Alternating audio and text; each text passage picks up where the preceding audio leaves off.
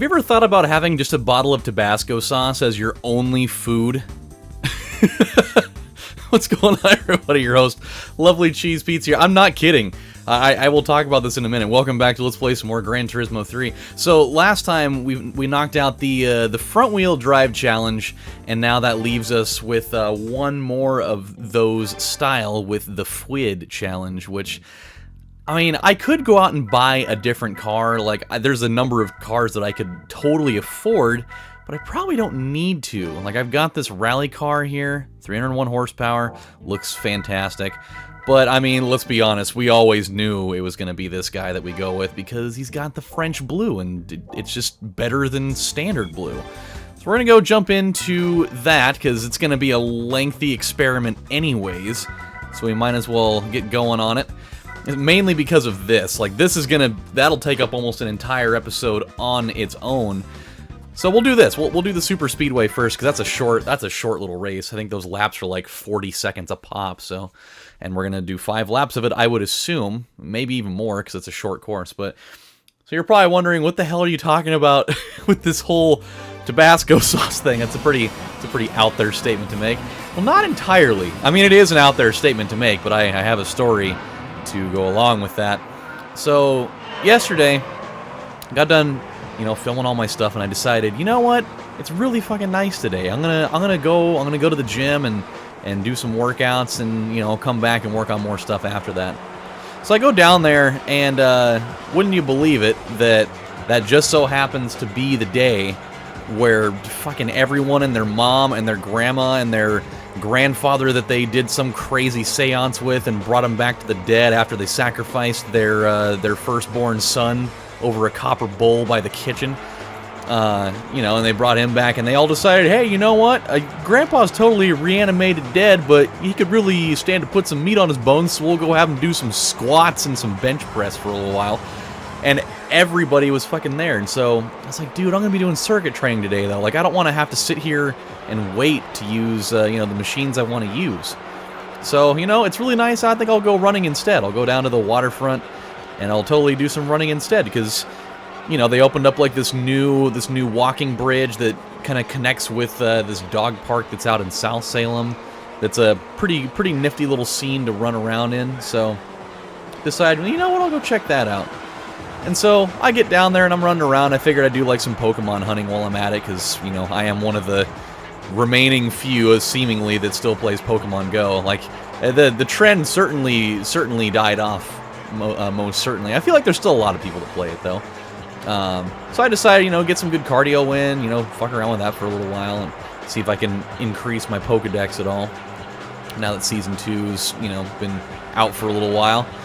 And I'm running, and in this park, I think just about at any realistic given time, you'll find a couple of homeless people that are, probably sleeping or just, hanging out in, somewhere in the park, because, there's benches for them to, sleep on, or it also kind of goes under the freeway, and so there's definitely areas underneath the freeway that, that they can also, kind of sleep in away from, the public eye, so they're, nobody's bothering each other. And as I'm running by and listening to the CinemaSins podcast, because those guys, I love listening to those guys talk about movies and such, I noticed that there was a homeless guy that was sleeping on one of the park benches going towards this bridge that I wanted to go over. And I didn't really think much of it at first, but something caught my eye as I was approaching him. And I saw that he was asleep, and he had his blanket and his backpack of stuff. But on the ground, right next to him, this was the only, like, he didn't have any bottles of water. He didn't have a 40 Old E or 211 Steel Reserve or like a almost empty bag of Cheez-Its or something like that. The only food item that this dude had on him, because his backpack was wide open and there was nothing in it, the only thing this dude had at this point was a single half-empty bottle of Tabasco sauce. It's the only thing that he had. And, like, the first thing that I thought was, man, that's really sad. Like, that's the only thing that the guy's got, on him. At the same time, like, That's the only thing that guy's got on him. Like, that's crazy. Like, that's your only food is just fucking hot sauce. Like, nothing to, you know, nothing to go along with that. You're just literally just taking hard pulls of hot sauce on a hot day, nonetheless. Oh, God, that's just gotta be the worst.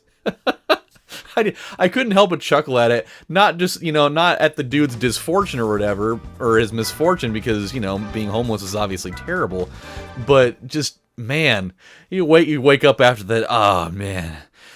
It was a great nap on this horribly uncomfortable metallic bench. What should I do? Oh, let me take my fresh out of my nap swig of my Tabasco sauce. Nothing says getting your day moving quite like having some fire water. Oh, yeah. I can just feel it. I can just feel it glazing over my 4 teeth. You know, that kind of thing. It just, such a bizarre thing. Like, if you could only pick one food item to have as a homeless man, I don't feel like my first choice would be hot sauce, to be totally honest with you. But who's to know? You know, who's to know? Like, I'm not the authoritative figure on homeless, you know, creating a homeless menu. You know, your essentials. We're just gonna go through the grass. I don't even care. You can gain speed going through that with a 4-wheel drive car, so I don't see why you wouldn't take advantage of it. Pretty, All right, well, I have a text message. I'll get back to it later. This race is going to be interesting because of the fact we're going 4-wheel drive right now. Like, all of our tires are going to get pretty stressed out fairly early on in this thing. Like, when we were doing rear-wheel drive, it seemed like the integrity of our tires held up a pretty great deal better than they will be with this, and so this could certainly be a problem. So the nice thing here is that, you know, we are, you know, adequately overpowered for the situation, which is great. Because there will come a time, I'm going to guess probably like lap 4, where our tires are probably going to be, I'm going to say maybe all orange, if not partially red. And I definitely, I'm probably going to go the length of the race without hitting the pits to get a new pair of tires. Because, I mean, you know, if I do that, we're going to lose. That's just the reality of it all. I don't think we're going to end up running into that situation where there's going to be at least one car that decides to be the tough guy and isn't going to hit the pits either. So we'll just have to, you know, go along with this. Oh god, oh god, oh god. Yeah, I mean, that was one lap and we're already sitting yellow, like a firm yellow. That's not a good sign. So I went to the grocery store last night, and this is also when I found out that my grandmother had passed away. But I went to the grocery store last night to get some Triscuits, cream cheese, and ice cream. Which, hey, Ben & Jerry's cinnamon bun ice cream. Oh yeah. Yeah, you want something that the moment that you put it in your mouth, you instantly splooge into your pants. That's look no further. Even if you're a woman and you don't actually have a penis in which you'd be able to splooge into your pants with, oh, don't worry, it can still happen.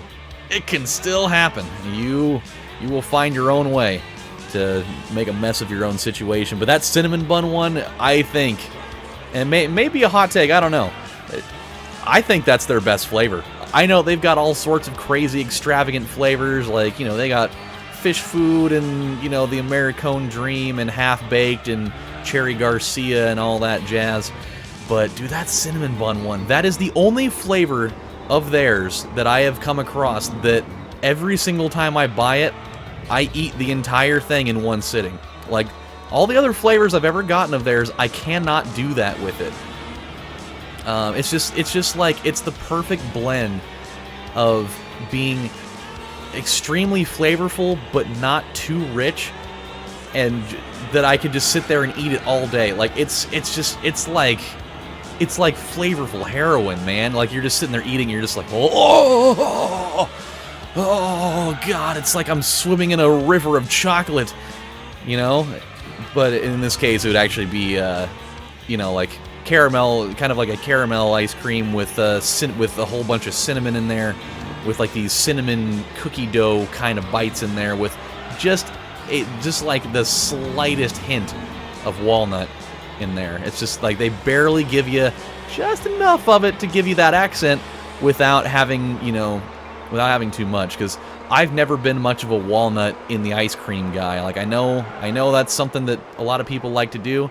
That has never been my thing. I don't get mad at people that do it. You know, you like putting nuts in your cream, go for it, man. It's just you know, different strokes for different sacks of skin, blood, and bones. That's all I have to say on the matter. Yeah, this is gonna get ugly here pretty soon. But while I was there, getting into the checkout line, had to be one of the most frustrating moments for not only me, but like everybody else that was in line behind me and the cashier himself, because like he took on 4 people in a row that it must have been their very first time ever being in a grocery store paying with a debit card. It had to have been, because these people, like, they were getting all their stuff and like they didn't know how to use the chip reader. They didn't know what their own PIN number was, and then when it came to doing virtually anything else, like they weren't in agreement on what the prices of virtually anything were. They thought the prices of everything were supposed to be half of like what they actually were, even though they didn't have coupons or anything with that. They didn't have, you know, like the membership card that, you know, gives you the instant savings packages or whatever.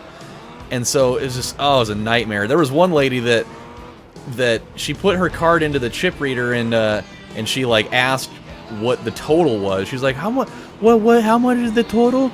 And he's like, the total is $19.87. And she's like, oh, okay. And so she looks onto the thing, and she's looking at the cashback screen, and she's under the impression that when you put your card in, the cashback thing is actually selecting how much money you're paying with, and then it will give you change after that. And so she picked $20 in the cashback thing, so it actually made her purchase, you know, $39.87 or whatever. And she's like, well, wait, why did it go up so much? He's like, well, what happened? She's like, I picked $20 off this thing. And he's like, oh, no, you picked cashback. She's like, well, no, I want cashback. He's like, so you want $20 cash back? He's like, but no, I did. He's like, oh god, we got to start over. And they had to start that transaction over 3 times because she kept on doing it. It's just, and like you could see the guy's face, just like, God, I want to get the fuck out of here. Oh man, that's one reason why I would hate being a cashier at a grocery store where you're dealing with such a high volume of people. That would drive me up the fucking wall, man. That would be unbearable. But another like really strange, oh no. Yep, we're definitely at the point where our tires are failing. Oh no. Oh boy, this could be a problem. This could be a real problem. We got to get through one more lap this way. Oh no. We must hold on. On the plus side, we will definitely be able to hold off. We'll definitely be able to increase our lead pretty significantly once we hit the big straightaway, but I don't know, man. I don't know about this. This may have been something that I should have looked into a little further.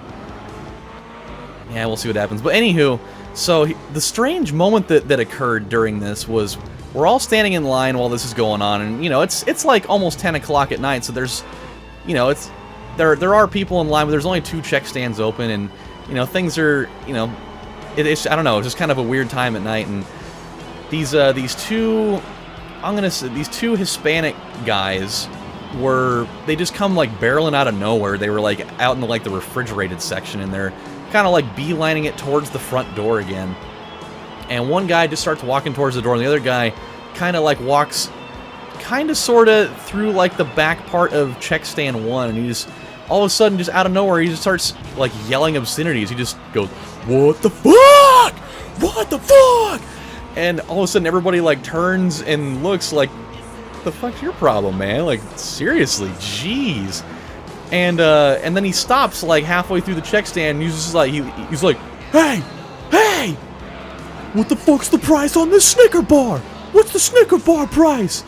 And dude, super props to the lady that responded, because everybody else all of a sudden thought like, hey man, is this gonna like turn into like a fucking shootout in here or what? Like I don't really know how to feel about these two fucking bozos over here right now. And so everybody started getting like really tense. I'm sitting there standing like, I'm the fucking tallest guy here. Like if he's gonna start, you know, busting out the gat on somebody, I'm the tallest dude here. Everyone else is gonna duck and I'm the fucking biggest target. Like this is not tight. And I'm wearing slippers, so it's not like I'm just gonna be able to, you know, turn and book it all Deion Sanders style down the store. And dude, the lady that fucking responded, she's like, hey, maybe if you get in line, I'd be glad to tell you. Instead of just being like, oh well, actually the price is on the tag, you know, right there. She just totally had like zero fucks to give. She's like, yeah, you know, if you get in line, I'd be glad to tell you.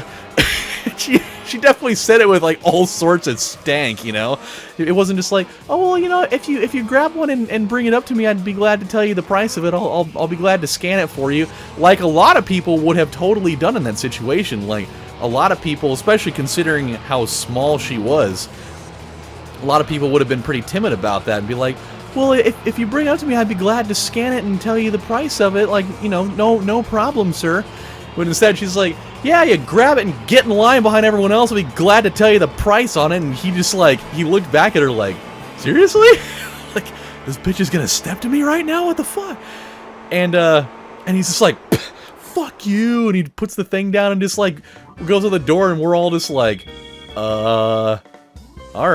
And then, go figure, as soon as they get out the door, and like 10 seconds go by of them not like bursting back in after going to their trunk to grab, you know, the assault rifles or whatever, then all of a sudden these two ladies right behind me that are like, I don't know, they're short and they're probably in like their mid-30s or whatever, all of a sudden are talking mad shit. Like, they're like, man, if those guys would have come over here trying to start up a ruckus, I would have shown them something. I took karate about 10 years ago. I was a double black belt. And it's like, you know, even if you were a double black belt, I'm pretty sure you and you sitting in your Crocs with your diabetic socks and your way too small waist shirt that's got stains of coffee on it, with you know, your fucking cart full of just high, super incredible trans fat high carb foods, I'm pretty sure you wouldn't even be able to get your foot at a 45-degree angle, let alone enough to actually stop them from shooting you in your gut. Alright? So I don't want to hear jack shit about it. And it's like, dude, you guys wouldn't have done jack shit. They're the only people that would have maybe been able to have made any impact at all in the situation was me, the guy that was directly behind me, and then this other dude that was over in check stand 6 that was like 6'3", about 230. Like, any one of the three of us probably could have done something there if I could have, you know, stealthed my way around, but dude, yeah, it was ridiculous. I was like, who the fuck are these two ladies right here? I'm getting a phone call right now, guys, so I'm going to stop the recording right here, and I'll catch you guys next time. When we come back, we'll finish up that challenge. So take care, guys. I'll see you later. Bye.